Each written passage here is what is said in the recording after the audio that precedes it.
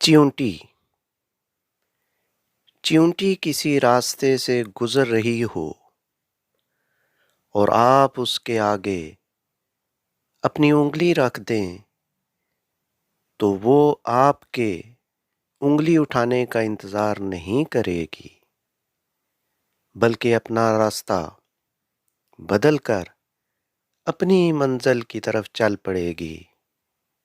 اس لیے کسی ایک راستے کو بند پا کر یا تھک ہار کر نہیں بیٹھنا چاہیے، بلکہ راستے اور بھی ہیں، ان پر کوشش کرنی چاہیے۔ رزق اور محنت کا صلہ دینے والی اللہ کی ذات ہے، وہ ایک چیز سے محروم کرتا ہے تو دوسری چیز اس سے بہتر عطا کرتا ہے۔